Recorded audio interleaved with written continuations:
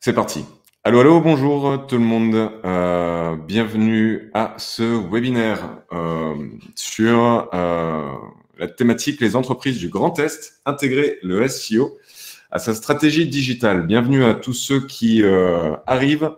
Avant qu'on rentre dans le vif du sujet, est-ce que vous pouvez nous dire dans le chat si vous nous entendez bien, si vous nous voyez bien? Bonjour. Bonjour Loïc. Bonjour Loïc. A priori, c'est bon. Oui, très bien. Merci Loïc. Merci Loïc. Euh, bonjour Cécile. Merci. Bon, alors, allez, Lisa. Bonjour Lisa. Bonjour Emma. Bon, a priori, on nous entend. On nous dit bonjour. C'est très sympa de votre part. Merci beaucoup d'être venu. J'en profite pour remercier du coup mes collègues animateurs intervenants, évidemment Sylvain avec qui nous allons co-animer ce webinaire. Sylvain, avant tout, ça me fait très plaisir qu'on puisse partager ce moment ensemble depuis le temps qu'on en parle. Donc, un grand merci d'avance. Je sens que ça va être chouette le temps qu'on va passer ensemble.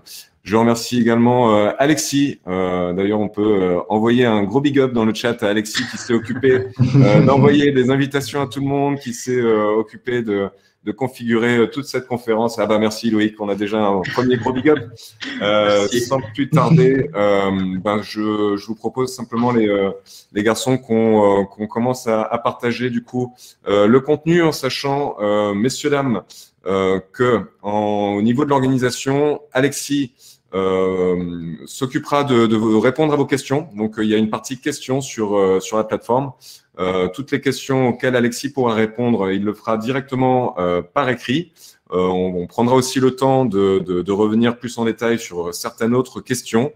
Donc voilà, sentez-vous libre de faire appel à nous, d'échanger avec nous. On aura également prévu quelques sondages. Il y en a 3, donc on va essayer de faire en sorte que ça soit suffisamment intéressant pour vous et aussi qu'il puisse y avoir un échange. Donc merci à vous et puis bonjour à Marine, Stéphanie, Marshall, Nicolas et Marie. C'est parti, c'est parti. On y va, Sylvain, quand tu veux. Je vais déjà rapidement me présenter. Merci, bonjour à tous. On va effectivement vous proposer un événement qui soit le plus interactif possible et s'adapter à vos demandes parce que vous verrez que, et vous le savez déjà, on entend beaucoup de choses sur le SEO. Et mon but aujourd'hui, c'est de répondre à ces interrogations, à démêler le vrai du faux et surtout que vous ressortiez avec une idée claire sur ce qui fonctionne et sur ce qui fonctionne moins, surtout pour votre entreprise ou votre activité en particulier. Alors, et voilà, vous n'hésitez pas, il y a Alexis en régie qui gère ça très bien. Voilà. Donc, écoutez, je vous propose déjà de me présenter avec le PowerPoint et puis de vous faire répondre à un premier sondage pour évaluer aujourd'hui votre niveau et savoir vous comment vous vous évaluez et comment vous évaluez vos connaissances aujourd'hui en SEO. Alors, si vous répondez 5, c'est que vous êtes aussi expert que moi et ça sera parfait, on pourra échanger. Par contre, si vous mettez 1, ça veut dire que vous n'avez jamais entendu parler de SEO, vous en avez vaguement entendu parler, mais que vous l'avez jamais mis en place. Je vous fais le partage d'écran et on débute. Tu me dis quand tu souhaites que j'envoie Tu peux y aller, tu peux envoyer le Ouais. sondage. Allez, c'est parti. Donc, je publie le sondage qui normalement devrait être dans l'onglet sondage. Donc, si jamais il y a un couac, c'est normal. C'est la première fois qu'on se sert de Livestorm. Donc, vous êtes en quelque sorte, voilà, les premiers, les privilégiés, évidemment, les premiers à rencontrer les premiers soucis techniques si jamais il devrait y en avoir. Sur la partie sondage, bon voilà, ça fonctionne très bien. On a pas mal de 3. On a un 64% de 3 pour le moment. On n'a pas encore de 4, de 5. Ce qu'il faut savoir sur ce premier webinaire orienté SEO, c'est qu'on va vraiment reprendre une grande partie des bases pour que ce soit vraiment le plus généraliste et le plus aussi pratique possible parce que tu vas nous présenter des outils et tu vas nous apporter aussi une bonne partie de ton expertise. Donc, ça devrait être à la portée de tous. On a un 4, ça y est, qui arrive. En revanche, bienvenue le 4. Bienvenue le 4. Super. On voit pas encore le PowerPoint de mon côté. Corrigez-moi si je me trompe. C'est parti. Merci d'avoir répondu à ce premier sondage et c'est parti sur le PowerPoint. Alors, donc le sommaire aujourd'hui, on va faire une définition générale du SEO, ce que c'est, comment ça marche et surtout à quoi ça sert. On va évoquer les trois piliers du référencement. Vous voyez, vous allez voir que le SEO, c'est comme une maison avec trois piliers qui la soutiennent et qui doivent être développés chacun et entretenus chacun pour que la maison, que la maison soit solide et qu'elle fonctionne. On évoquera ces trois piliers. Je vous donnerai beaucoup d'outils payants et gratuits qui peuvent vous permettre commencer à être autonome en SEO et de pouvoir faire avancer votre site. On abordera la stratégie, quelle stratégie mettre en place, comment on commence, parce que c'est souvent la question que j'ai pendant ces événements, pendant ces webinaires ou autres. C'est j'ai beaucoup d'infos, mais je ne sais pas forcément par où commencer pour mettre en place une stratégie efficace. Je répondrai à cette question. Et on élargira un petit peu le sujet et on verra que le SEO, c'est une des composantes d'une stratégie digitale et web marketing efficace en ligne, mais que ce n'est pas la seule. Et on essaiera de vous proposer des solutions aussi alternatives et d'avoir une vision un peu plus globale. J'espère que ça vous convient, quel que soit votre niveau. Et puis, j'ai envie de dire, allons-y. Avant d'y aller, Sylvain, parce qu'on a presque failli oublier, est-ce que tu peux nous dire un peu quel est ton parcours Bien sûr. Et nous dire un peu qui tu es? Bien sûr, bien sûr. Pardon, je manque à tous mes devoirs. J'ai l'habitude de rentrer rapidement dans le vif du sujet. Alors effectivement, moi je m'appelle Sylvain Cubizal, je suis consultant SEO indépendant basé à Nancy. Donc je travaille avec beaucoup d'entreprises du Grand Est, mais pas seulement. J'ai aussi pas mal de clients parisiens aujourd'hui. Mon entreprise s'appelle SEO Co. J'étais avant responsable marketing et marketing digital dans une entreprise de l'industrie. Et aujourd'hui, depuis environ un peu plus d'un an, je suis totalement à mon compte et vraiment ultra spécialisé en SEO. Je vous en parlerai un peu plus au niveau de mon offre de service plus tard dans ce webinaire. Mais voilà, pour tout vous dire, j'accompagne des entreprises de toute taille et toute activité pour leur apporter plus de visibilité. Merci Sylvain. Du coup, c'est parti, feu? Donc, définition et bénéfices. Alors, le SEO, ça signifie Search Engine Optimization pour ceux qui ont le moins d'infos dessus. C'est tout simplement la technique et l'art qui consiste à optimiser votre référencement sur les moteurs de recherche. C'est-à-dire dans une recherche qu'on appelle naturelle, non payante, sur laquelle on n'a pas payé une annonce. On va essayer de se positionner le plus haut possible dans ce qu'on appelle le SERP. Je vous fais cadeau des abréviations.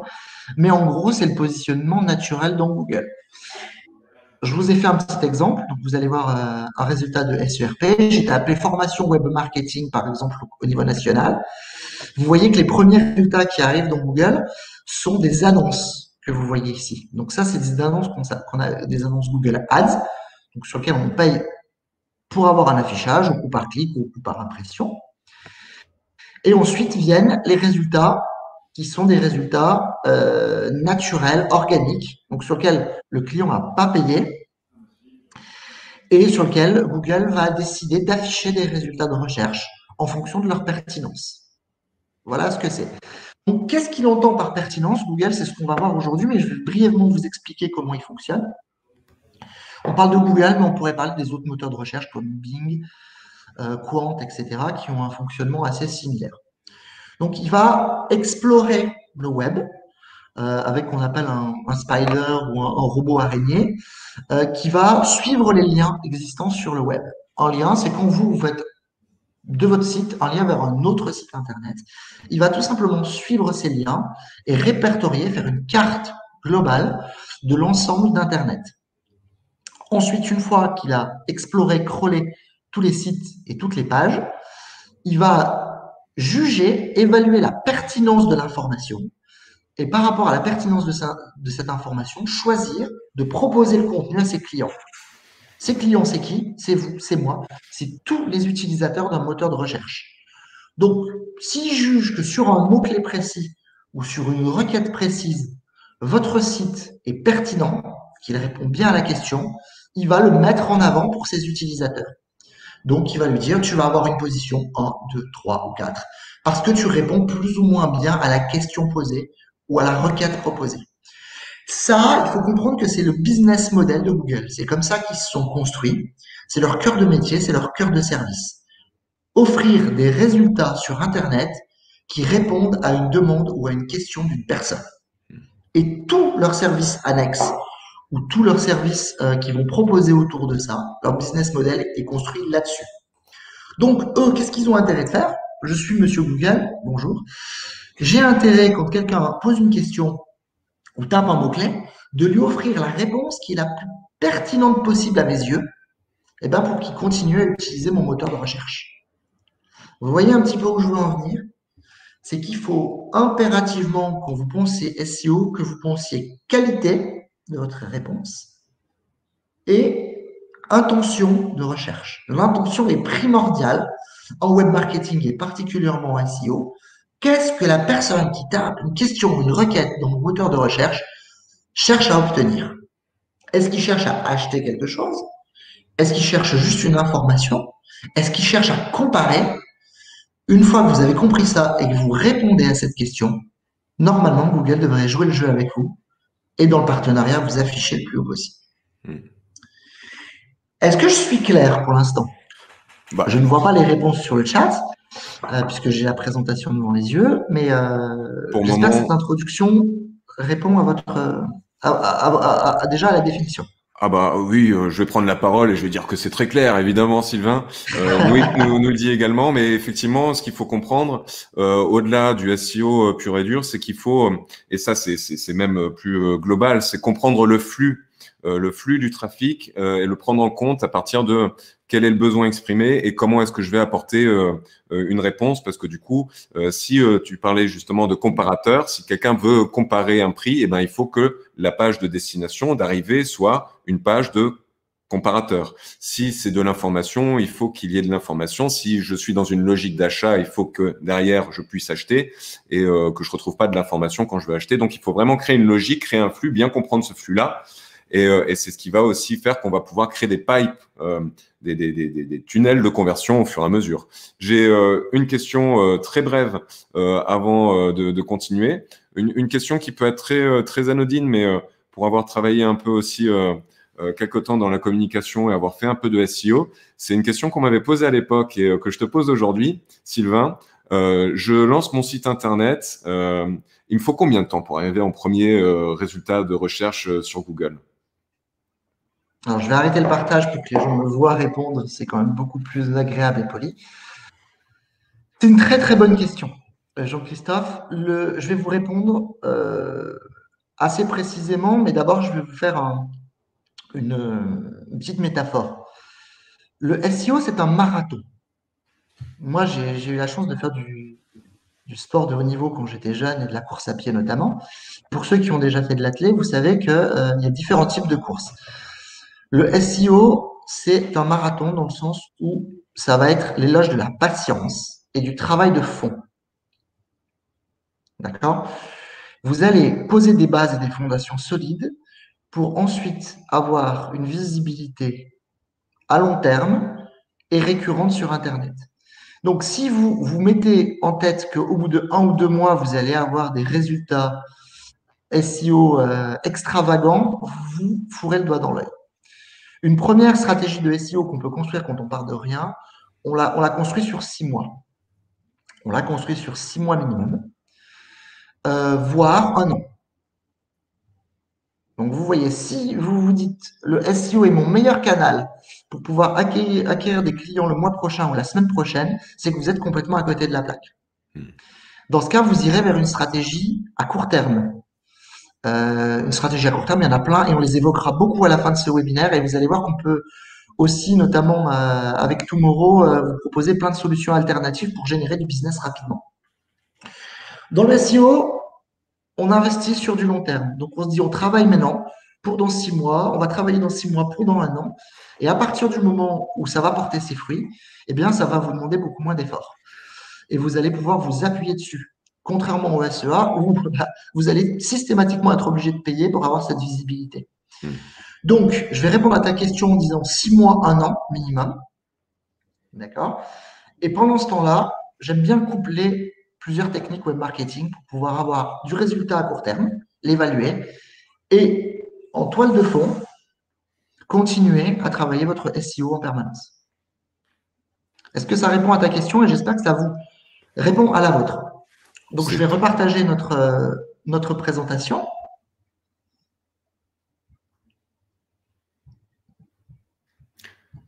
Oui, il faut prendre en compte le fait qu'il faut de la patience et puis on le verra un peu plus tard. Il faut aussi tester des choses. Il faut tester, il faut analyser et il n'y a pas vraiment de baguette magique. Du coup, Voilà. Alors, oui, pardon.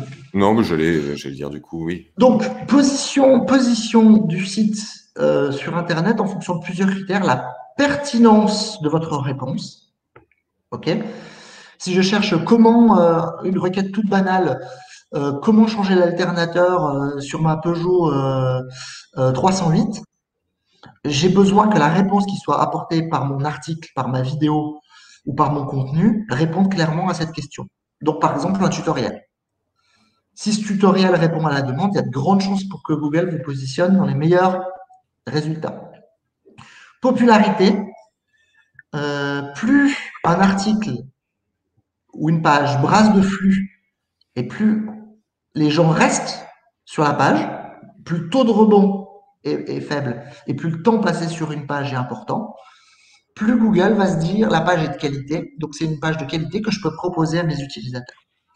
Et enfin, l'autorité, là on va parler de branding. Plus votre autorité de site et votre autorité de marque est importante, plus Google va vous considérer comme crédible dans la réponse que vous apportez, et plus il va avoir tendance à vous positionner haut. Je vais apporter une bémol à ça parce que je répondais à un client là-dessus hier, et il disait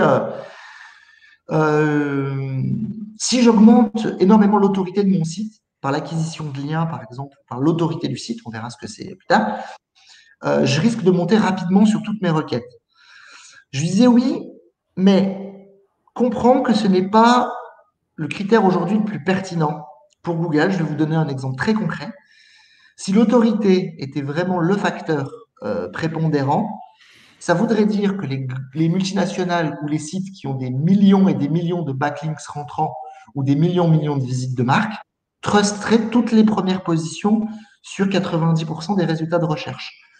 Or, si vous faites des recherches dans le SERP, vous vous apercevrez que vous avez plein de PME, plein de petites boîtes, plein de petits blogs, etc., qui arrivent à passer devant ces multinationales.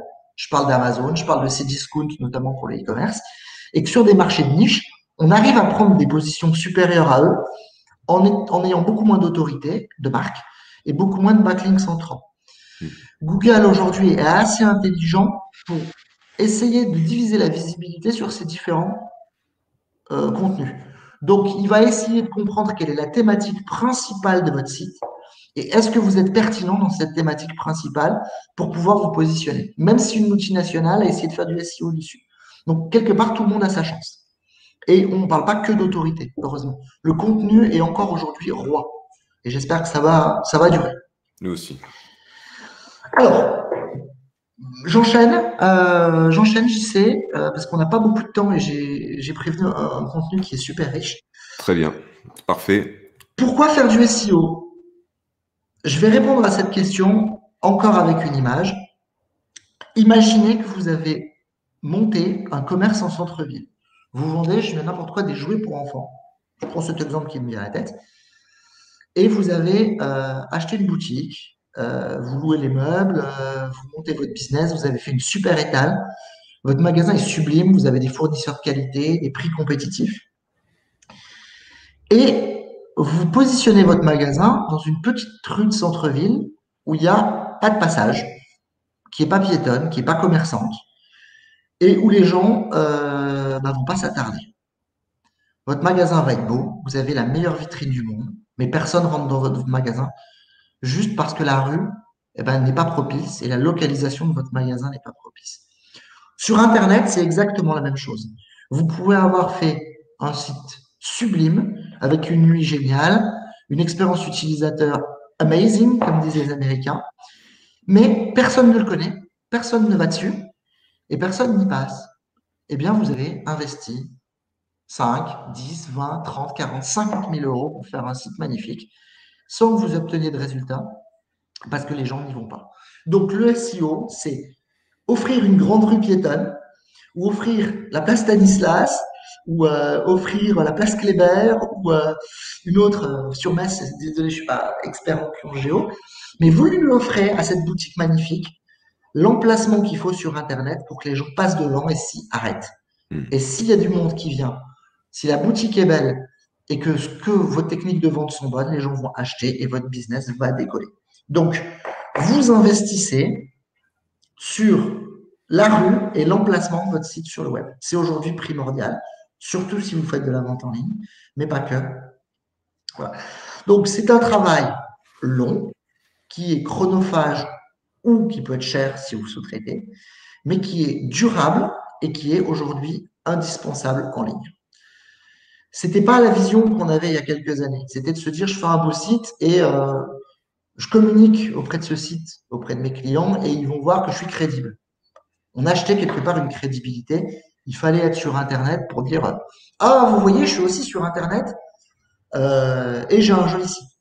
Aujourd'hui, le web est devenu le principal critère de sélection avant achat. Donc, il faut que les gens, ben, quand ils tapent une requête généraliste ou précise, puissent avoir en tout cas votre proposition devant les yeux. Voilà pourquoi le SEO a le vent en poupe aujourd'hui et pourquoi toutes les entreprises ont compris qu'il fallait en faire et que c'était indispensable. Voilà, j'ai fini cette introduction, elle a duré plus d'un quart d'heure, pardon, mais je souhaitais aussi contextualiser et puis vous expliquer, remettre l'église sur la place du village, comme on dit dans le sud-ouest, Excellent. Voilà, pour que ce soit clair pour vous. Et du coup, comme on dit dans le sud-ouest, on pourrait bien lancer un deuxième sondage qui sera très simple ce coup-ci, à savoir, avez-vous déjà mis en place une stratégie SEO? Réponse simple, oui ou non. Normalement, vous devriez pouvoir retrouver ce sondage au même endroit que le premier. Le temps que Sylvain... Ah ouais, toi, tu es sur les résultats? Bon, Sylvain, n'hésite pas à répondre hein, que tu as déjà mis une stratégie en place. Du coup, on a, on a du 67% de oui, 64%. Globalement, on a quand même ici des participants qui ont déjà essayé pour ceux qui répondent. D'accord. On vous remercie. Donc oui, globalement, on a déjà un bon 70% sur les réponses. Donc ça veut dire que vous avez déjà conscience de l'intérêt et les personnes qui participent ont conscience de ça et ont dû essayer avec plus ou moins de réussite à mettre en place une stratégie qui aujourd'hui porte ses fruits ou non. Donc on va rester dans la technique. Le SEO, c'est 3 piliers, comme je vous le disais. Aujourd'hui, Google communique sur près de 200 critères de son algorithme qui permettent de trier le contenu. Donc, je vous l'ai expliqué, il le crawl, il l'indexe et une fois qu'il est indexé, il évalue sa pertinence. Selon ce qui est dit en tout cas par les webmasters de Google, plus de 200 critères. Vous imaginez la complexité de la chose, surtout qu'ils sont pondérés de manière secrète, bien évidemment. Aucun expert SEO consultant au monde pourrait vous donner la pondération. Et des critères qui évaluent quasiment chaque jour. Donc voilà. Donc, vous dire que c'est ça la complexité, c'est d'arriver à savoir ce qui marche et ce qui marche le moins et quelle pondération les moteurs de recherche apportent à ces critères. Le premier pilier, c'est l'optimisation technique. Cette optimisation technique, on entend beaucoup de choses dessus. Et il y a une obsession en ce moment qui est faite sur la vitesse. J'entends la vitesse de mon site, la vitesse de mon site, la vitesse de mon site, la vitesse de mon site. Alors, c'est bien, mais c'est pas ça qui fera que votre site va être bien positionné. Moi, j'ai tendance à dire que le SEO technique, c'est la base. C'est la base, c'est la dalle de votre maison. Si celle-ci est propre, ou les racines de votre arbre. J'ai vu une très belle infographie de Sam Juice aujourd'hui qui disait qu'il fallait planter des bonnes racines pour que la...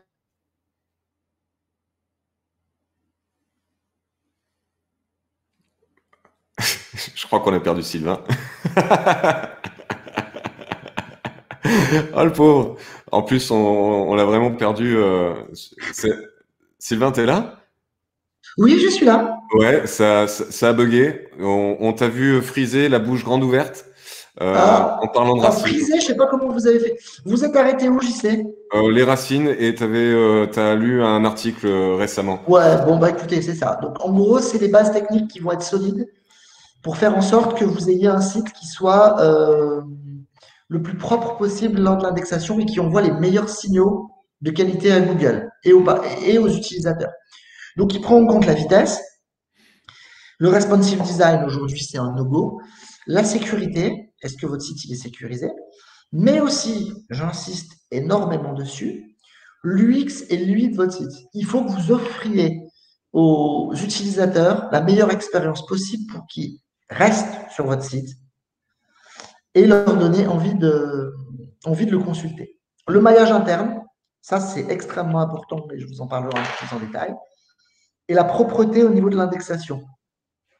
Tout ce qui est erreur 404, par exemple, lorsque un robot va suivre un lien sur votre site, vous avez par exemple un lien sur votre page d'accueil qui va vers une de vos pages de service qui n'existe plus, le robot va suivre ce lien et va tomber sur une erreur.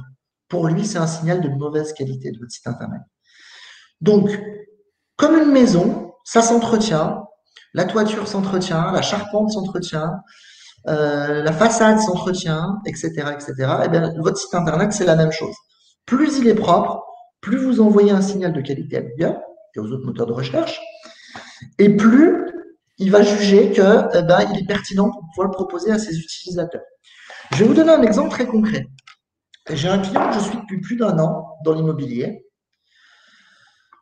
qui a créé énormément de contenu.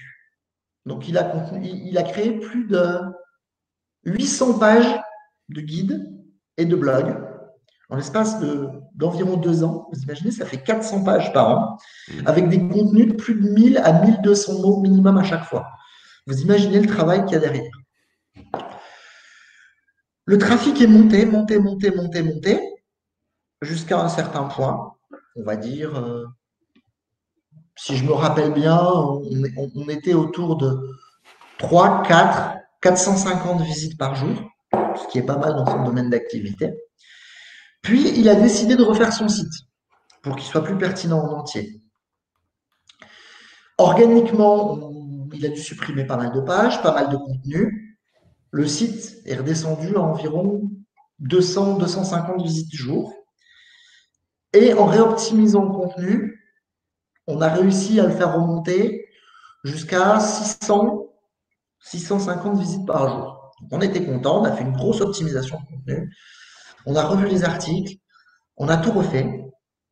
Et à partir de octobre, environ, octobre de l'année dernière, le site est descendu en chute libre. Et en chute libre, on est redescendu à moins de 200 visites par jour en septembre. Et là, je me suis dit, il y a un problème technique sur le site. Ça veut dire qu'il y a une base technique qui n'est pas solide parce que le contenu il est meilleur que celui de la concurrence. Il est plus détaillé, il est plus riche. On répond vraiment aux intentions de recherche, mais le site continue à dégringoler. On a mis les mains dans le cambouis, on a refait toute la partie technique, on a refait le maillage interne, on a revu la vitesse et on a revu la présentation et l'UX de toutes les pages qui brassaient aujourd'hui du trafic. On a supprimé les pages qui servaient à rien ou qui avaient un trafic qui était quasiment inexistant. Résultat, en 2 mois, aujourd'hui, on est quasiment à 1000 visites par jour. En 2 mois, on a gagné 800 utilisateurs jour juste en remettant le site techniquement très propre et en donnant une UX aux utilisateurs qui est bonne. Et ça continue de grimper. Donc, vous voyez que cette base technique, si elle est fraîche, bonne, optimisée et extrêmement claire, vous avez beaucoup plus de chances que votre contenu paye et que vos efforts en création portent leurs fruits. Pareil dans le e-commerce, si vous avez un site de e-commerce, il y a énormément d'erreurs à ne pas faire, notamment en termes de maillage, de contenu, de duplication d'URL. Je ne rentre pas dans les détails, mais qui peuvent handicaper votre site et le pénaliser énormément. Voilà pour le premier pilier. Est-ce que vous avez des questions par rapport à ça? J'essaie si tu as des questions sur le chat. Je vois pas de questions sur le chat. Ok. Ce que j'apporterai évidemment en complément, c'est que la vitesse, la partie responsive, tout ça, c'est très orienté. Enfin, globalement, tout est très orienté utilisateur. C'est ce qui fait aussi qu'on revient. C'est ce qui fait aussi qu'on va partager le site. C'est ce qui fait aussi qu'on s'attache au site. Donc, il y a aussi voilà cette partie d'expérience et d'affect qui rentre en jeu, évidemment, dans la stratégie. Mais du coup, Exactement. j'en dis pas plus pour qu'on puisse continuer sur le deuxième pilier. Alors, la deuxième chose, c'est tout ce qui va être on-page. Ce qui est on-page, c'est concrètement le contenu de vos pages et le contenu de vos articles. Je reparle déjà du UX, UI, c'est très important que le contenu soit bien présenté et qu'il donne envie de rester sur la page. Ça, c'est une certitude, que ce soit au niveau design, que ce soit au niveau vitesse de crawl, que ce soit présentation des éléments, etc. Extrêmement important, la structure du texte. Lorsque vous rédigez un contenu sur Internet, vous devez le faire comme vos rédactions à la fac ou au lycée. Vous vous rappelez quand on vous faisait faire des dissertations, on vous faisait faire introduction, chapitre 1, sous-partie, chapitre 2, sous-partie, etc. Toutes ces règles que vous avez apprises à l'école, elles s'appliquent exactement de la même façon dans le contenu web. Et on va analyser ça. Donc, vous avez plein d'outils qui permettent de l'analyser et de le voir, mais vous devez avoir une structure HN, de balise HN qui est extrêmement propre, avec un H1 par page ou par article, et ensuite des sous-parties en H2, en H3. Balise métadescription et métatitre. Si je vais sur mon SERP, les métatitres, c'est ce qui s'affiche ici en bleu, c'est-à-dire c'est le titre qui est proposé aux utilisateurs dans le résultat de recherche. Et la métadescription, c'est ce que vous avez ici. Donc, qui est un petit résumé. Celles-ci, elles doivent être remplies et optimisées au niveau des mots-clés.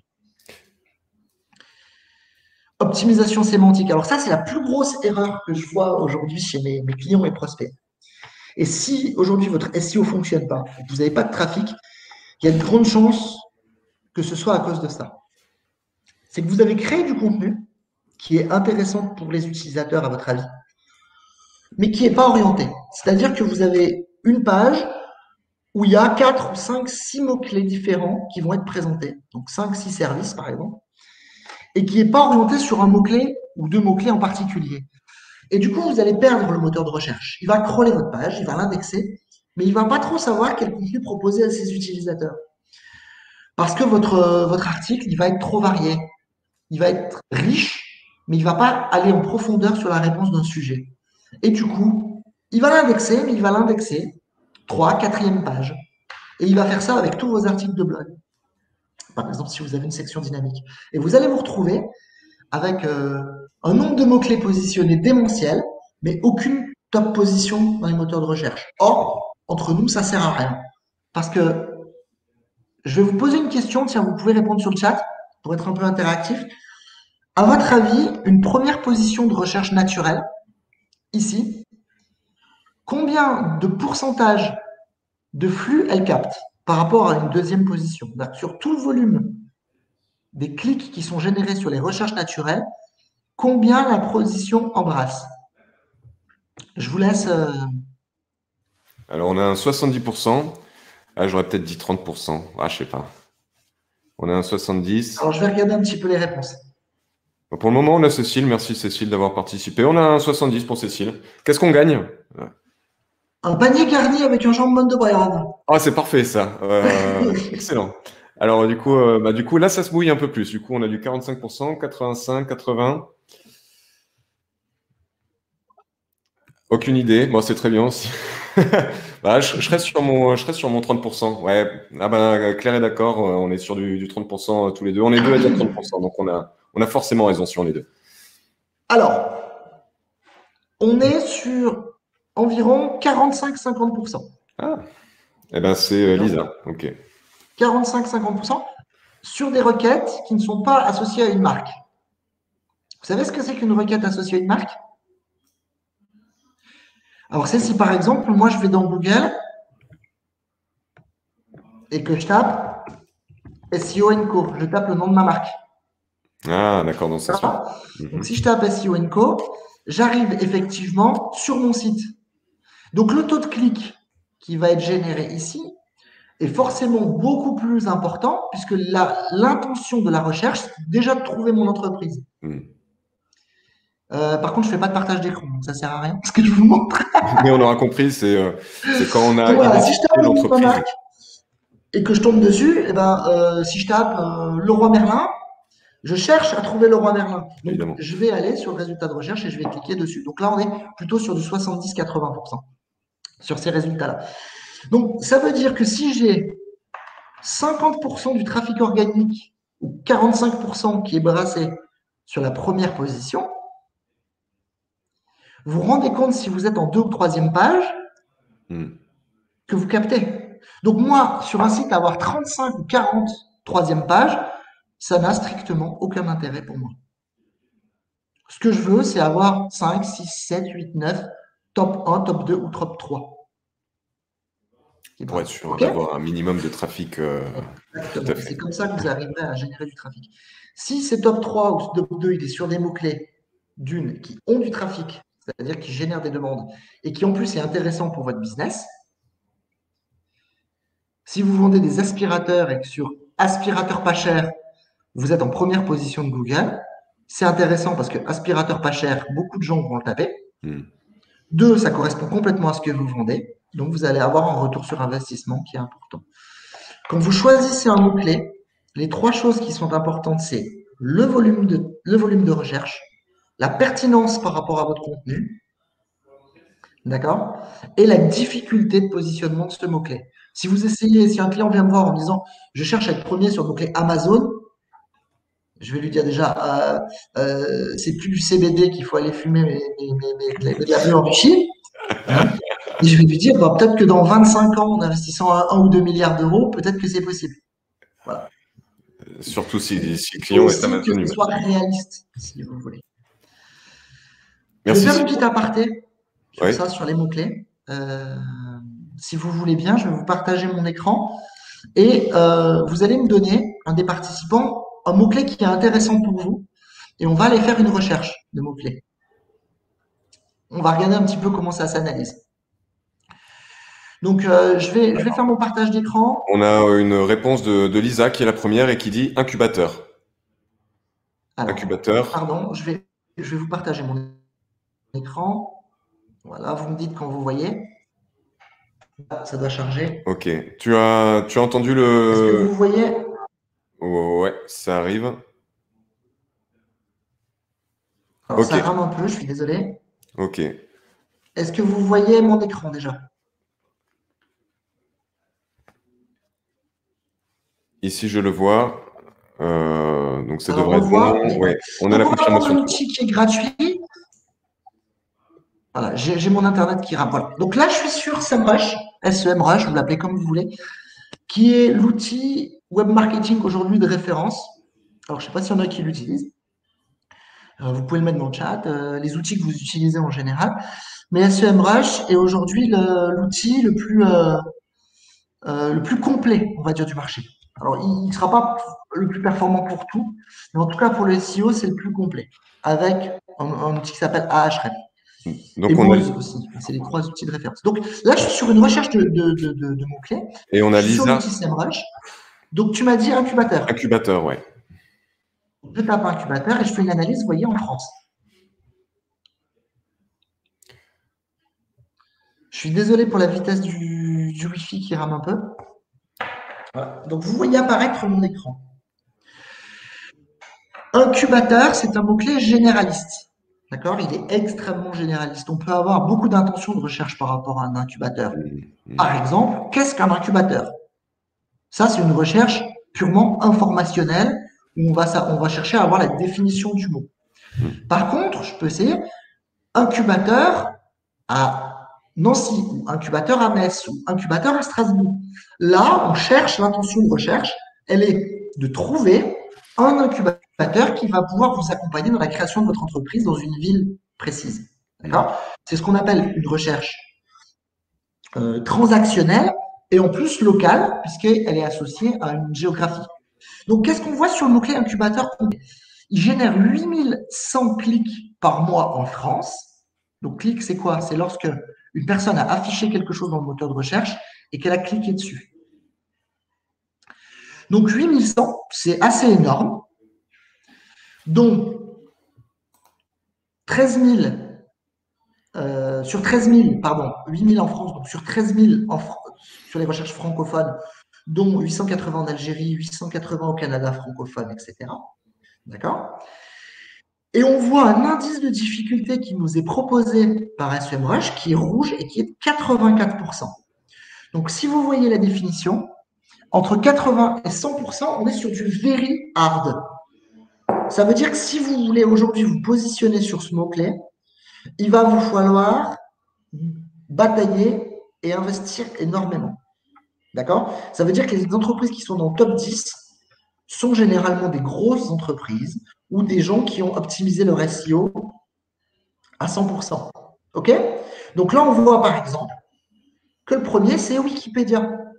Est-ce que c'est étonnant? Non, puisque je vous ai dit tout à l'heure que l'intention de recherche était principalement ce qu'on appelle informationnel.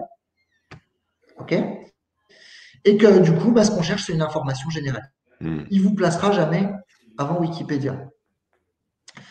En revanche, vous voyez qu'il vous propose ici, d'accord, des alternatives à votre mot-clé.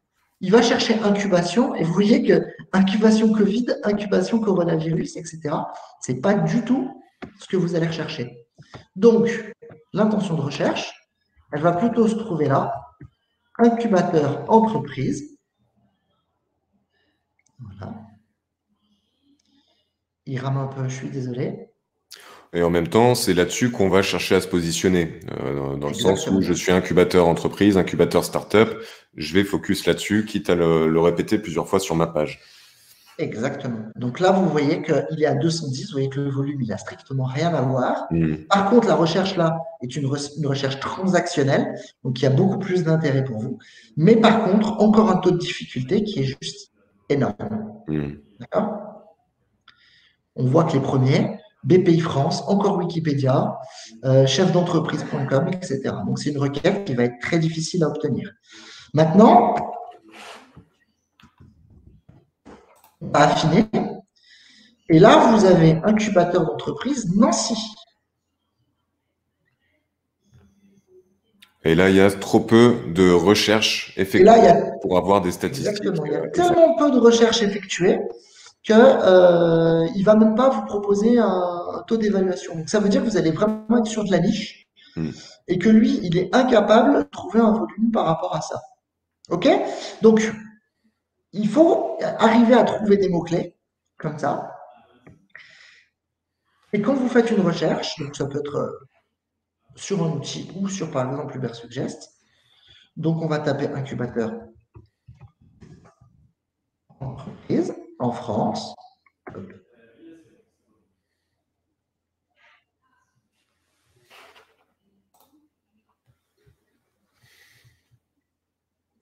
Je suis désolé pour la vitesse de connexion. Ah, c'est nous qui sommes désolés, c'est parce qu'on ne s'est pas encore branché à la fibre. Et pour que ça ne soit un secret pour personne ici. Ah, il y a une question. Il y a une question de Sophie. Est-ce gênant d'être trop sur des mots-clés de niche? Est-ce que c'est gênant? Non, surtout au début. Alors, deux choses par rapport à ça, très intéressantes comme question. C'est qu'est-ce que vous cherchez? Est-ce que vous cherchez beaucoup de volume de trafic ou est-ce que vous visez la conversion? Il vaut mieux parfois être premier sur des choses de niche, mais qui ont un fort taux de conversion, d'accord? Et qui correspond vraiment à votre activité, plutôt que 7, 8, 9 dixièmes sur quelque chose de généraliste qui ne va pas vous apporter de conversion. Donc ça se fait en réflexion en amont, mais ça se fait aussi dans l'analyse au fil du temps de vos mots-clés et de vos pages qui convertissent. Analysez sur Google Analytics quels sont les mots-clés qui vous ont permis de convertir et d'avoir des conversions concrètes. Ceux-là, même si c'est des mots-clés de niche, il faut les travailler impérativement. D'accord? Est-ce que ça répond à votre question? Ça m'a l'air tout à fait correct. C'est aussi en multipliant les premières positions ou les deuxièmes positions sur des mots-clés de niche que vous allez pouvoir faire remonter vos positions sur des mots-clés plus généralistes. Sophie te remercie. Et il y a Justine, a priori, qui est aussi en train de taper une réponse. Alors évidemment, je rajoute deux petites choses. Évidemment, avoir énormément de trafic sur son site internet, c'est super, mais effectivement, si on vise la conversion, faut évidemment penser au funnel de conversion qu'on va établir sur le site internet avec des call to action qui sont suffisamment clairs, avec aussi de la proposition de valeur.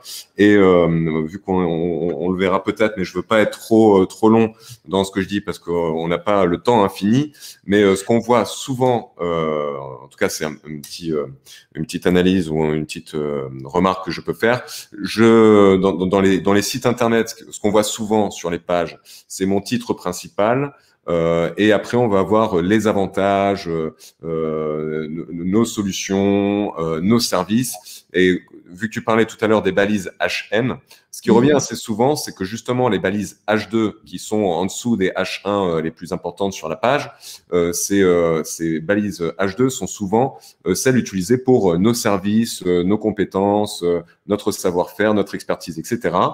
Parce que ça fait joli et ça présente mieux sur le site. Alors qu'au final, on n'y retrouve pas nos mots-clés, qui sont pourtant les plus importants. Et c'est une erreur qui est très fréquente, qui revient sur 80% des sites Internet, surtout pour des TPE, PME, qui ont déjà un site Internet, donc ce qui est déjà super. Mais on passe à côté de balises qui seraient correctement composées, en fait. Exactement. Donc, pensez toujours, cette règle est d'or. À part sur une page d'accueil, bien sûr, de site où vous devez brasser, vous devez présenter de manière exhaustive le sujet, mais sur vos pages de service ou sur vos articles de blog, un mot-clé et ses dérivés, incubateur entreprise Nancy, incubateur entreprise Lorraine, qu'est-ce qu'un incubateur, comment choisir, etc. Un mot-clé et ses dérivés par page. D'accord? Si vous respectez cette règle, vous allez pouvoir travailler de manière efficace. Et quand vous créez un blog ou une section dynamique dans votre site internet, blog, conseils, actualité, à chaque fois que vous créez un contenu, réfléchissez quel mot-clé je veux positionner avec ce contenu. J'essaye pas de me faire plaisir à moi-même en écrivant un article d'actualité comme quoi j'étais aux ateliers Google la semaine dernière et j'ai une belle photo. C'est bien, mais c'est pas ça qui va faire que votre site va être bien positionné. D'accord? Par contre, sur un événement en tant que tel, eh bien, vous pouvez peut-être aller vous positionner sur la recherche sur cet événement. D'accord? Donc, ayez cette stratégie-là. Sur la longueur des textes, minimum 700 mots pour une page, c'est vraiment le minimum vital. Et 1500 mots pour un article, c'est ce qu'il faut viser au minimum. Je t'interromps un instant. Je t'interromps un instant, Sylvain, parce qu'on a une grande question de Justine. On n'aura peut-être pas le temps de la traiter en détail. Je te la dis quand même, et à la rigueur, si tu as besoin de temps pour répondre à cette question, je proposerai tout simplement à Justine de prendre contact avec toi ou à toi de prendre contact avec Justine. Mais grosso modo, là, on a une question très concrète. Comment faire quand on a un mot-clé qui peut être interprété de différentes façons? Exemple, je vends des solutions de click and collect, mais les utilisateurs de mon site sont plutôt des gens qui cherchent des restaurants qui font du click and collect, donc mauvaise cible. Si la question nécessite voilà une réponse qui serait vraiment complète et tout à fait personnalisée, je propose d'y répondre. Je pense parce que je vois l'heure et c'est déjà midi moins 10 et je suis extrêmement lent. Justine, je te propose qu'on se parle en off de ce webinaire et qu'on regarde ta problématique de manière particulière et je t'apporterai des réponses. Ce que je peux dire, c'est que tu es aussi cool et sympa en webinaire qu'en vrai, si ça peut rassurer Justine de ce côté-là. Bah écoute, puisque tu me souffres depuis quelques temps, tu es bien placé plus que moi pour... Bon, allez, et encore, j'ai pas fait mon imitation de De Niro, mais ça, c'est si vous êtes sage. Ouais, c'est là. On continue, j'arrête de dire des bêtises pour qu'on puisse avancer et qu'on puisse aller manger. Au passage, je remercie tous ceux qui restent jusque-là, donc ça veut dire que c'est quand même cool, qu'il y a beaucoup de choses. Le SEO, c'est un sujet qui est très vaste et on a plein de chouettes exemples vu que toi, tu as travaillé sur quand même pas mal de problématiques et de cas différents. Donc, c'est aussi l'avantage de pouvoir t'avoir comme intervenant. Ça, c'est top. Alors, je vais accélérer du coup. Le dernier pilier qui tient notre maison, c'est le SEO qu'on appelle off-site. Donc, ça va être tout ce qui va être l'autorité de votre site. Donc, tous les liens entrants, d'accord? Tout ce qu'on appelle le netlinking.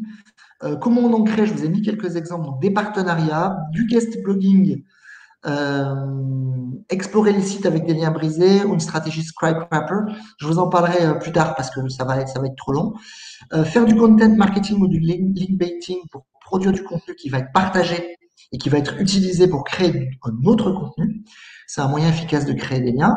Le SEO local, ça doit toujours être une priorité, c'est-à-dire avec votre fiche Google My Business, Google Maps et les annuaires locaux, les réseaux sociaux et forums et l'optimisation de votre maillage interne. C'est tout ce qui est pas, tout ce qui concerne les liens en fait de votre site et la gestion du flux. Ça, c'est un sujet qui est vaste. On pourrait en parler. Est-ce que c'est bon d'acheter des liens ou est-ce qu'il faut le faire de manière naturelle? C'est une très bonne question. Ça dépend aussi de votre activité et de la capacité que votre activité est là à générer du partage naturel. Mais ça, j'en parlerai plus tard et peut-être dans un autre webinaire. Je fais une petite aparté et je te coupe. Pour ceux et celles qui veulent se mettre évidemment au SEO, c'est pour venir en complément de ces trois piliers-là. Il y a énormément de choses à mettre en place, énormément de choses à étudier. Comme tu l'as dit, il y en a pour 6 mois, 1 an. Évidemment, le but du jeu, c'est d'en faire régulièrement, c'est de se prévoir un agenda, c'est de se noter des choses à faire en amont, c'est évidemment de tester et de garder en fait le rythme. Et petite astuce, prévoir un agenda, se prévoir un agenda et lister tout ce qui serait à faire. Exactement. Qualité, intérêt du contenu, accès à l'information et structuration et ciblage sur des mots-clés par rapport à votre business. C'est vraiment pour moi les 3 choses les plus importantes pour commencer. Je vous ai mis, ensuite, je vais aller très vite là-dessus parce que vous pourrez récupérer le webinaire, mais je vous ai mis plein d'outils. Moi, voilà ma trousse à outils parfaite. Sauf si vous êtes un professionnel du SEO, il faudra faire des choix parce que là, vous en avez pour une belle petite enveloppe mensuelle si vous les utilisez tous. Et voilà les outils que moi j'utilise et qui sont vraiment top. SEMrush, on l'a vu tout à l'heure, il est super complet et vous pouvez presque vous en contenter tellement il est complet. Majestic pour tout ce qui est lien. One.fr pour l'optimisation de contenu et de texte.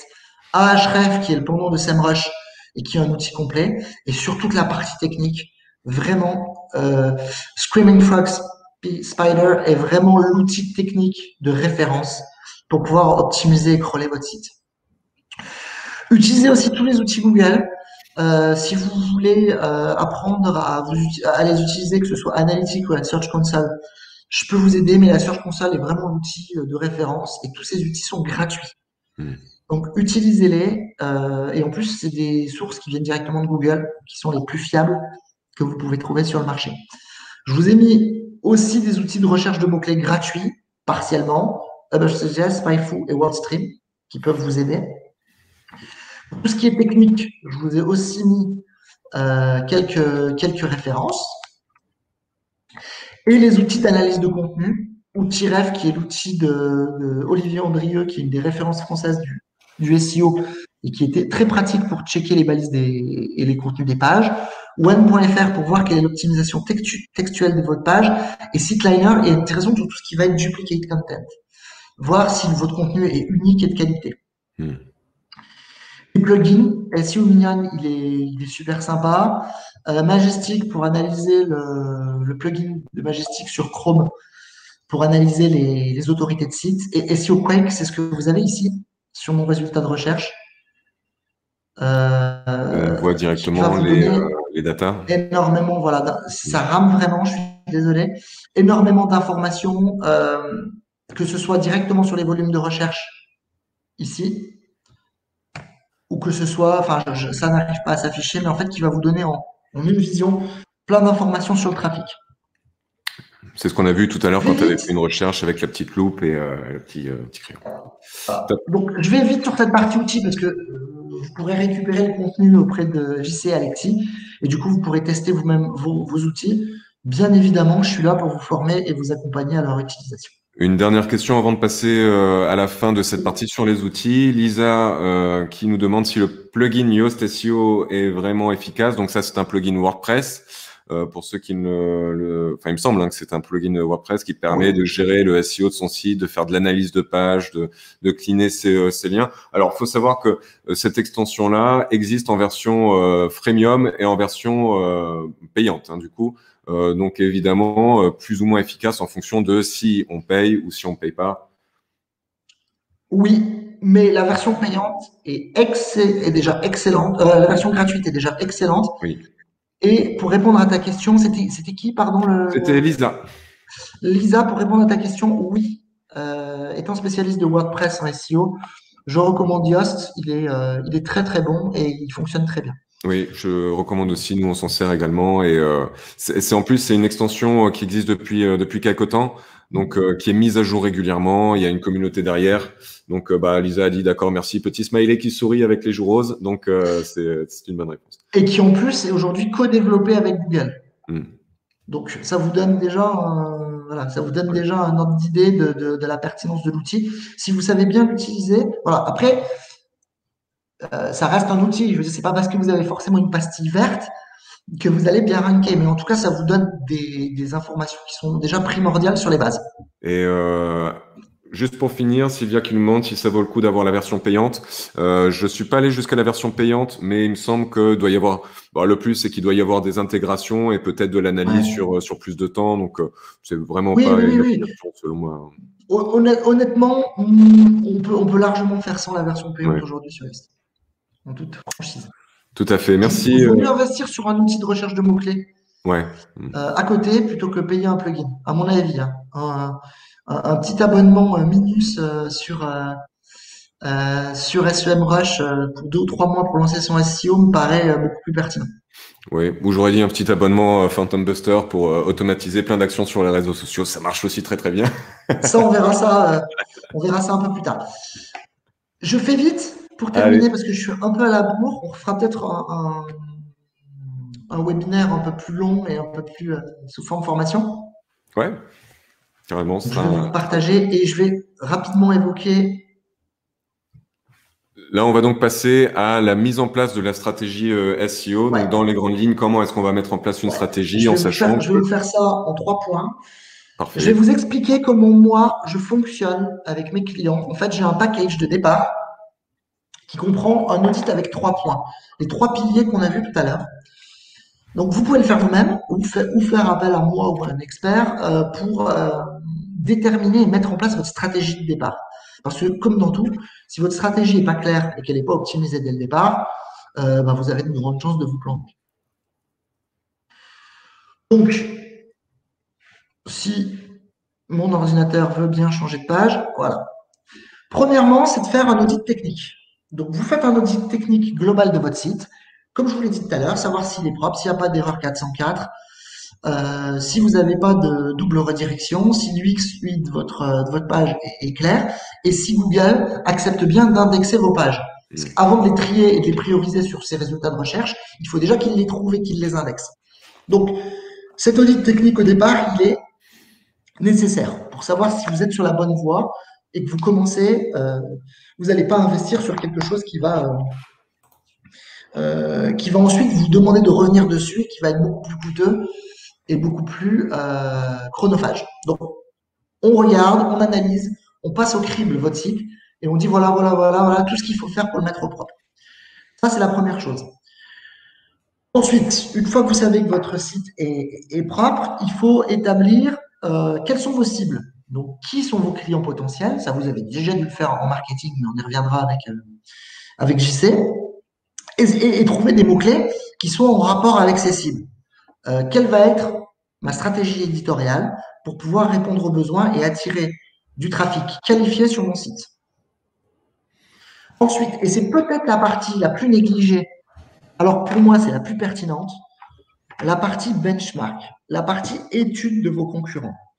Je me sers aujourd'hui du SEO, pour tout vous dire, pour faire des analyses de concurrence marketing globale. La stratégie SEO d'une entreprise vous donne quasiment tous les indices sur comment elle investit dans sa stratégie marketing et web marketing. Comment vos concurrents sont positionnés, les uns par rapport aux autres, par rapport à vous, sur quels mots-clés, quelles sont leurs pages qui fonctionnent, quels sont les liens qui rentrent, quelle est leur stratégie de conversion. Si vous arrivez à comprendre ça, vous avez déjà fait une grosse partie du chemin parce que vous allez pouvoir trouver votre place et votre stratégie éditoriale. Est-ce qu'on s'inspire d'un des concurrents sur une stratégie qui marche? Est-ce qu'au contraire, on contourne sa stratégie et qu'on va se positionner sur des mots-clés qui sont décalés? Si vous ne faites pas cette partie bien, vous passez à côté du plus gros potentiel de votre SEO. Donc ça, moi, je le propose et je le fais dans ce package de départ d'audit en identifiant 5-6 concurrents pertinents et en vous donnant toutes les clés de compréhension sur leur mode de fonctionnement. Et en plus, tous leurs mots-clés, toutes leurs pages qui fonctionnent. Dernier, choix des mots-clés et planning éditorial. On a parlé tout à l'heure, c'était Lisa, je crois, qui nous demandait est-ce qu'il faut se positionner sur tel mot-clé. Il faut, par rapport au trafic qualifié que vous voulez attirer, savoir quels sont les mots-clés qu'ils utilisent, volume, pertinence, difficulté, et par rapport à ça, construire un planning éditorial sur 6 mois en vous disant, voilà, on va aller chercher tel mot-clé, tel dérivé, voilà tout le contenu qu'on va publier sur les 6 prochains mois pour y arriver. Et sur chaque page, chaque article, quel mot-clé on va viser ou quel sous-mot-clé on va viser. Et on va se faire de manière très cadrée et de manière très planifiée un planning éditorial qui va vous permettre de grandir. Une fois que vous avez ces 3 éléments, technique, même 4, technique, ciblage, concurrent, planning éditorial, vous avez quasiment tout pour pouvoir bien avancer et être autonome en SEO. Je propose des packages comme ça. Enfin, je vous le dis aussi parce qu'on parle d'offre de service. Je propose un package de départ qui vous met dans les rails pour ces 3 choses, qui vous permet ensuite de ne plus avoir à payer de manière récurrente un consultant comme moi sur 6 mois ou 1 an avec un forfait mensuel qui peut être extrêmement cher, mais d'être autonome ou semi-autonome pour les 6 prochains mois ou pour la première année pour pouvoir déployer votre stratégie SEO. Si en plus il est couplé à une formation, ça vous permet d'être totalement autonome après pour pouvoir ranker et vous êtes sur les bons rails. Moi, je vous mets sur les rails, je mets la locomotive sur la bonne voie et après elle roule et vous la faites rouler et vous l'alimentez vous-même pour pouvoir avancer. Je pense que cette étape, si vous ne la faites pas, vous risquez de partir dans tous les sens. On ne peut pas commencer une stratégie sans diagnostic, sans analyse. Il faut les bons outils et puis il faut la méthode, surtout. Oui. Parce que cette méthode, elle s'apprend et elle est extrêmement complexe. Voilà. Parfait. Parfait. Moi, j'ai fini sur ma partie. Alors, je vais arrêter mon partage d'écran. On va peut-être faire un dernier sondage et puis je vais vous expliquer un autre point qui est essentiel. Alors, en termes de dernier sondage, on a une simple question aujourd'hui. Quel est le canal marketing, j'aurais pu le mettre au pluriel, hein, vous pouvez en choisir plusieurs, que vous utilisez à l'heure actuelle pour promouvoir votre entreprise en ligne, en sachant qu'il y a, comme on l'a évoqué, le SEO, le SEA, la newsletter, les webinaires, les réseaux sociaux, le cold mailing ou autre. Mais dans l'idée, voilà, ça commence déjà à arriver. On a pas mal de réseaux sociaux, on a du SEO. Du webinaire, on a une réponse, de la newsletter, ça arrive, peu d'autres. Donc, globalement, les réseaux sociaux, c'est ce qui ressort le plus. Évidemment, l'avantage des réseaux sociaux, on va dire que c'est plus le chasseur de tête qui parle. Mais dans l'idée, je peux identifier les personnes qui interagissent avec mon contenu grâce aux réseaux sociaux. J'ai potentiellement nom, prénom ou pseudo. Et je peux directement échanger avec les personnes qui interagissent avec mon contenu. Donc, je suis plutôt fan de la partie réseaux sociaux, si c'est bien pratiqué, si c'est bien mis en place, s'il y a vraiment un workflow et une stratégie réseaux sociaux qui est étudiée là-dessus, je suis plutôt pour les réseaux sociaux. Merci beaucoup du coup d'avoir participé. Alors, j'ai fait un article, vous pourrez le voir sur mon site, le dernier article que j'ai fait, c'est justement un mini-guide sur ces différentes stratégies à mettre en place, notamment dans le domaine de l'industrie, avec une première évaluation. Cette transition, elle est toute faite. Je vous ai dit tout à l'heure que le SEO, c'est votre socle et c'est votre base pour travailler à long terme. Mais à mon avis, elle doit être forcément couplée avec 1, 2, voire 3 autres outils tactiques de web marketing, notamment dans la liste qu'on a évoquée là, pour pouvoir vraiment être efficace sur toutes les cibles.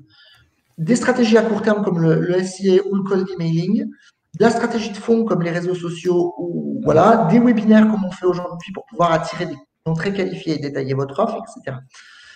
Et c'est justement là où toi, Jean-Christophe, en tant que professionnel du growth, tu as une vision très globale de tous ces outils. Et vous avez une formation et une offre de service qui permet aussi de faire des choix en fonction de son activité et de pouvoir tester ces différents canaux d'acquisition.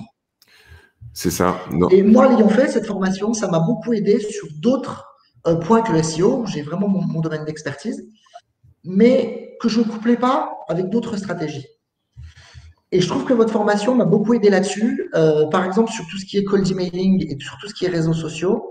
Aujourd'hui, ça me permet d'avoir d'autres types d'acquisitions plus variés. Je te laisse en parler un petit peu, mais je pense que avoir un mix de stratégies, c'est aujourd'hui indispensable. Dans l'idée, et je te remercie Sylvain. Donc oui, on doit vous le dire maintenant. Voilà, il n'y a plus de secret. Sylvain est donc un ancien apprenant de nos formations Tomorrow Learning. C'est aussi ce qu'on souhaite mettre en place cette année, à savoir des webinaires avec des apprenants qui au final deviennent des proches et des camarades. L'idée, c'est qu'au cours de nos formations, j'accompagne aussi les professionnels. Donc, c'est à la fois de la formation, à la fois du consulting. Ça peut être fait sur un jour, 2 jours, où on va sur du pratico-pratique et sur surtout la mise en place de process, mise en place de techniques, l'utilisation d'outils. Alors, il faut savoir que j'ai un parcours d'une dizaine d'années dans la communication et le marketing. Puis, je suis devenu chargé de recrutement, chasseur de tête sur un marché qui est vraiment on va dire en tension. Et nous, notre quotidien, c'est de tester des choses, de partir du principe qu'il faut essayer, qu'il faut analyser les chiffres. Et c'est très varié, le digital ou Internet. C'est-à-dire que nous, on va tester des newsletters, on va tester du mailing, on va tester des landing pages, et on va pas se dire ça y est, c'est fini, on arrête là. Non, on va analyser les chiffres, voir ce qu'on pourrait améliorer, que ce soit en termes d'expérience, en termes de design, et on va aussi faire quelque chose que j'aime beaucoup, c'est de l'automatisation. C'est, tiens, je pourrais mettre en place un robot qui me permettrait de contacter tant de personnes d'un coup. Je vais mettre en place un robot qui me permettrait de récupérer des datas, de recomposer également des adresses mail, donc des choses qui sont très pratiques, qui peuvent servir des commerciaux, qui peuvent servir à des marketeurs, parce que le constat est là aujourd'hui. C'est que ça fait 1 an que nous, on a créé nos formations. Quand il y a eu le premier confinement, on s'est dit, nos clients qui n'ont plus forcément les moyens de recruter auront quand même besoin de développer leur activité. Qu'est-ce qu'on va pouvoir leur proposer? Donc, un mix entre de la communication, du growth hacking, de l'automatisation, un mindset, un état d'esprit pour foncer, tester, analyser et développer son activité. Parce qu'aujourd'hui, quoi qu'il arrive, on va avoir besoin de générer rapidement du chiffre d'affaires avec un petit budget. Oui. C'est ça aussi qui peut aussi plaire dans le SEO, c'est que a priori, bon, je fais mon audit, je fais mon analyse, mais avec un petit budget, au final, je peux optimiser mon site, je peux améliorer mon référencement, je peux améliorer mon temps de chargement, je peux travailler mes textes. Mais c'est pareil sur les formations qu'on propose, parce qu'avec un petit budget, je peux tester de nouveaux canaux d'acquisition, je peux mettre en place des techniques où, en gros, on prend toutes les idées, on les priorise et on se dit, tiens, qu'est-ce qui va me permettre de faire de l'acquisition de nouveaux clients? Comment je vais améliorer mon taux de conversion? Comment est-ce que je vais faire pour créer de la récurrence, de la recommandation? Comment je vais développer mon réseau?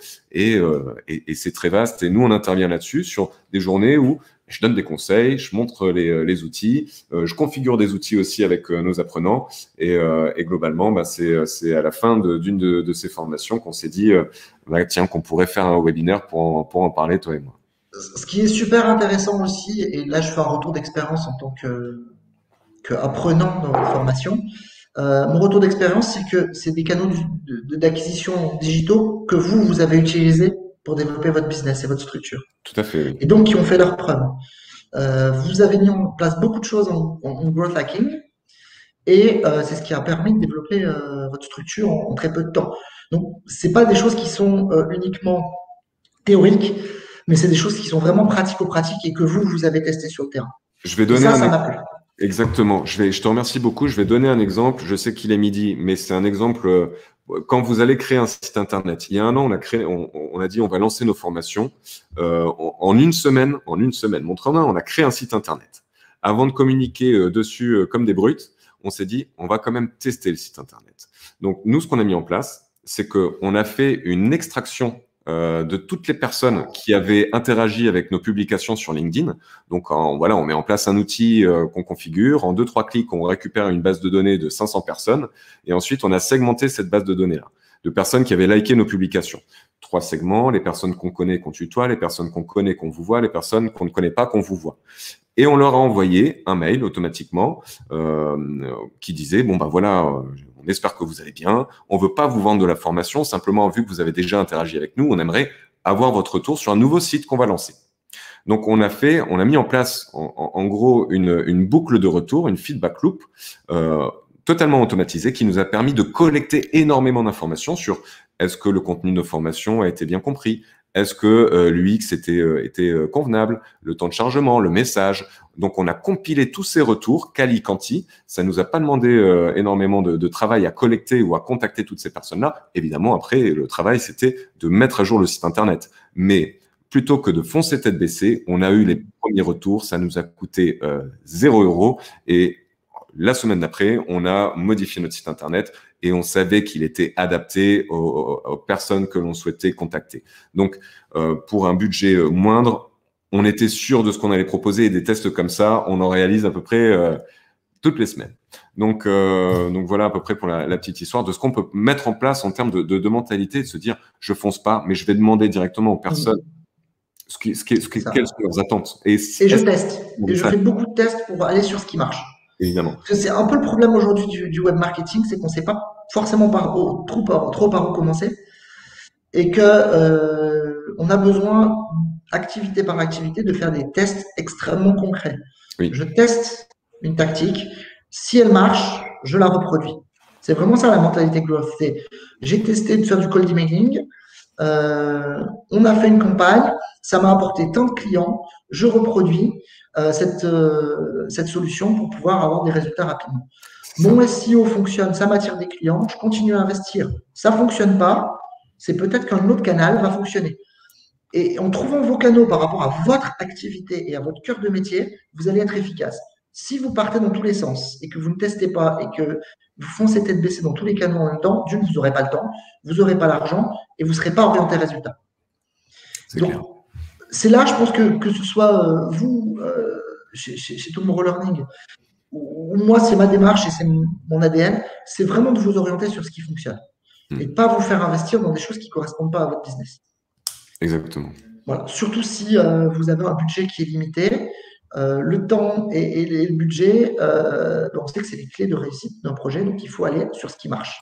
Et je dirais même plus, pour les budgets limités, nos formations sont data-dockées, donc on peut se faire financer par les OPCO. Donc ça, c'est encore un bon point à prendre en compte, dans le sens où on essaye, en tout cas, de faire un maximum pour les entreprises du Grand Est et même en dehors. On a travaillé avec d'autres boîtes dans d'autres villes, mais si on peut apporter aussi de la plus-value et si on peut apporter de l'aide et de l'accompagnement, et c'est aussi ce que tu fais depuis des années, Sylvain, à des entreprises qui ont besoin de se développer, alors on sera les premiers heureux. On a eu des départs, on a eu quelques participants qui nous ont déjà souhaité une bonne journée et un bon appétit. S'il y a encore des questions, on peut évidemment les voir ensemble. Et dans tous les cas, plusieurs choses à vous dire. Et après, j'arrêterai d'embêter tout le monde. Mais Sylvain, un grand merci pour cette heure qu'on a passée ensemble avec Alexis derrière aux platines qui a été top, qui a envoyé les liens à tout le monde, qui a envoyé les liens vers ton LinkedIn également. Donc, gros big up à vous deux. C'est un peu notre Pat Lagan à nous pour les plus anciens. Exactement, oui. Le Pat Lagan. Et il y a Loïc qui demande est-ce qu'on peut avoir une imitation. Est-ce que tu fais aussi Régis laser fumé comme en boîte de nuit avec la distribution de lunettes? On va lui trouver une paire de lunettes qui fait des petites lumières si vous voulez. Alors ça c'est pour Loïc. Hein. You fuck my wife. You fuck my wife. Récupère ta mouche, Myrteuil. Ça aussi, c'était pour les anciens. Alors, un grand merci à tous les participants. Sachez-le, on aura d'autres webinaires qui seront encore prévus. Le replay, donc on a Alexis, notre régisseur son lumière et fumée qui vous enverra le replay. On restera évidemment à votre écoute pour toute question. N'hésitez pas, sentez-vous libre à venir nous embêter parce que nous nous sentirons tout à fait libres de vous embêter également, nous aussi. Donc, on vous enverra tout ça par mail. Et évidemment, un grand merci à vous d'avoir participé, d'avoir répondu présent à l'appel. Et c'est l'heure de la cantine. Bon appétit à tous. Moi, j'ai la dalle perso. Parfait. Alors, excellente journée à vous tous. Merci les garçons. Et à très bientôt tout le monde. Prenez soin de vous, prenez soin de vos proches. Gardez la pêche et à très bientôt alors. Au revoir. Salut tout le monde. Et il faut que je trouve le bouton du coup pour mettre fin au webinaire. Voilà. Ah, ça, C'est ma dernière. Voilà, c'est ma dernière mission, c'est trouver le bouton fin. Qu'on voit pas que t'as pas de pantalon, que c'est juste le haut en fait. Hop, désolé. Allez, je coupe. Bon, au revoir tout le monde.